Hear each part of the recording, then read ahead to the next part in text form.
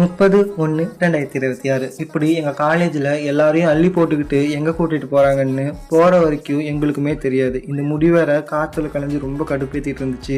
போகிறதுக்கு ரொம்பவே சலுப்பாக இருந்தாலும் த ரியல் டிசிப்ளின் என்னென்னா காதில் இந்த ரிங்கரிங்கா பாட்டை போட்டுக்கிட்டு அமைதியாக உட்காந்துட்டு வரது தான். நான் போகிறதுக்குள்ளாரே ரொம்ப டயர்டாயிட்டேன். ஒரு வழியாக நாங்கள் அரசு சட்டக்கல்லூரிக்கு வந்து ரீச் ஆகிட்டோம். இங்கே நாங்கள் கண்டுபிடிச்ச ஒரு விஷயம் என்னென்னா ஜனவரி இல்லையா, நான் தூய தமிழ் வார்த்தையில் சொல்லியிருக்கிறாங்கல்ல, அதுக்கு கையின் போட வேண்டியதானே. அதானே என்னமோ. ஆனால் ஒரு கவர்மெண்ட் காலேஜில் இருக்கிற ஆடிட்டோரியமோட இன்ஃப்ராஸ்ட்ரக்சர் இவ்வளோ சூப்பராக இருக்கிறத பார்த்தா கொஞ்சம் ஆச்சரியமாகவும் லைட்டாக பொறாமையாகவும் தான் இருந்துச்சு.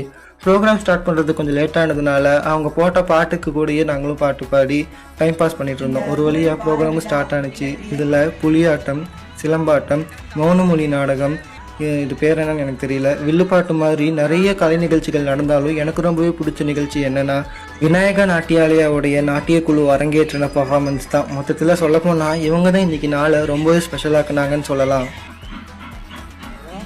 ஒரு வழியாக ப்ரோக்ராம் முடிஞ்சிருச்சுன்னு பஸ்ஸுக்கு போனால் அங்கே பொண்ணுங்கள்லாம் போடுறாங்க சண்டை, உடையுது எங்கள் சார் மண்டன்னு. சுச்சுவேஷன் ரொம்பவே சீரியஸாக இருந்துச்சு.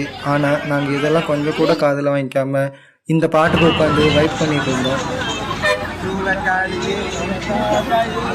ஒரு வழியாக எங்கள் காலேஜுக்கு நாங்கள் ரிட்டர்ன் ஆகிட்டோம். Bye guys.